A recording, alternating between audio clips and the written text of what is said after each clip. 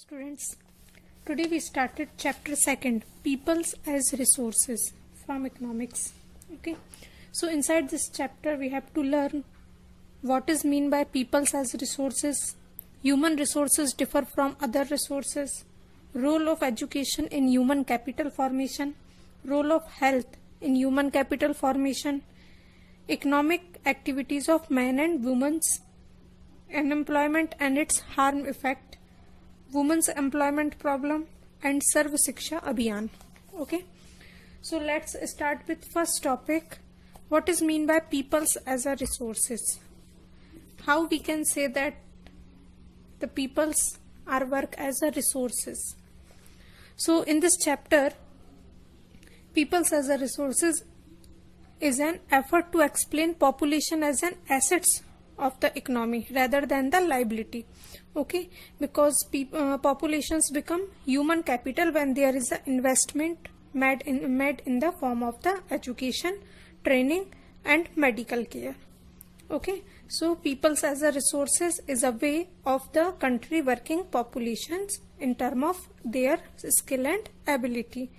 Okay, so peoples as a resources, they work for the according to their skill and ability to contribute to the creation of the gross national product. Okay, so this is the positive side of the large population. So human resources is further developed by becoming more educated and healthy. Okay, so it is just like an investment. Okay, so investment in human capital means like education, training, medical care, all these things are just like an investment for human capital. Okay, in just it return for investment in physical capital. Okay, so in fact we can say that the population of a country are an important resources if they become educated and healthy. Okay, and the human resources is superior to the other resources like land, physical capital and other, and because it is human resources that make use of land, capital and other things and other factor of production, because land, capital and other factor of production cannot become useful in their own, so they are made useful by human beings. That's why peoples as resources or human capital is most important for use other resources or other important resources in their proper utilization way. Okay, so the next question is occur that how human resources differ from the other resources. What was the difference between human resources and other type of resources? So not only do the more educated and healthier peoples gain through higher income, society also gain in other indirect way, because the advantages of a more educated or a healthier population is spread to those also who themselves were not directly educated or healthcare. So in fact human capital is one way superior to the other resources like land and physical capital. Okay, because we already learned that land and capital or any other human resources cannot become useful on its own. Okay, that's why it is human resources that make use to other resources such as land and other in proper way. So instead they are made useful for human resources, and these human resources is superior to the other resources also. So from many decades in India, the large population has been considered as liability rather than an assets.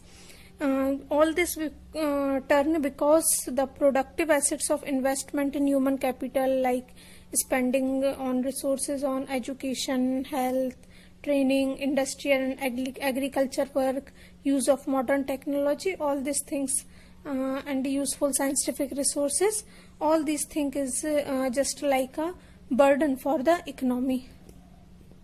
Okay, so that's why it is most important to maintain human resources and to utilize human resources proper way. So the next question is arise that how the human capital is formed, how we can do formation of human capital. So for formation of human capital, two things are most important and necessary. First one is education and second one is health. Okay, so first we learn about the role of education in human capital formation. So education was an important input for the growth. We all know that. So it opened new horizon, provide new aspiration and development value of life. Education contribute toward the growth of the society also. Okay, so education is most important. It enhance the national income, culture, richness, and increase the efficiency of governance. So there is a many type of provisions made for providing universal access or rentation and quality of elementary education, and with some special emphasis on girls. Okay, so there is also establishment of pace setting of a school like Navodaya Vidyalaya in each district. Okay, the plan outlay on the education has increased from 151 crore in the first plan to the 3,766.90 crore in 11th plan. Okay, that means the expenditure on education as a percentage of GDP rose from 0.64% in 1951-52 to 3% in 2015-16. Okay, so in face of that, the literacy rate has also increased from 18% in 1951 to 74% in 2010 and 11. Okay, because literacy is not only a right, it is also a need for a citizen to perform their duty and enjoy their rights or life properly. Okay, so in fact we can say that education is most important for individual or for the growth of the society, and it help for the major role in human capital formation that add to the productive power of the country. Education also helps person to realize his potential and ability to do work. Educated pupils gain through higher income, society also gain in their indirect way, because advantages of the more educated population is spread to those also who themselves are not directly educated. Okay, so that's why education is most important for human life, for individual, for group of individuals, or for society and for country. Okay, so the next thing is role of health in human capital formation. Just like education, health is also play an important role for the human capital formation. Okay, so health is also helpful for the human capital formation. It is also help to realize potential and ability to fight illness. Okay, health is an indispensable basis for realizing one's well-being.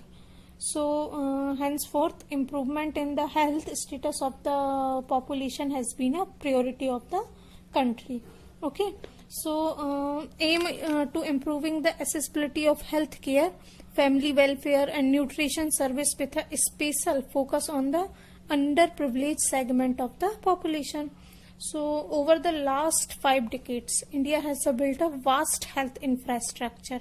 Okay, and has also developed the main power requirement as primary, secondary and tertiary sector of the government, as well as some private sector are also included for the improvement of health care in our country. Okay, so according to the measurement of previous years which have been adopted, have increased the life expectancy in over 68.3 years in 2014, and the infant mortality rate has been come down from 147 in 1951 to 37 in 2015, and crude birth rate have been dropped to 20.8 and death rate to 6.5 within the same duration of the time. So we can say that the increase in life expectancy and the improvement in the child care is very useful for assessing the future progress in the country. Hello students, Today we started chapter 2, peoples as resources from economics. Okay, so inside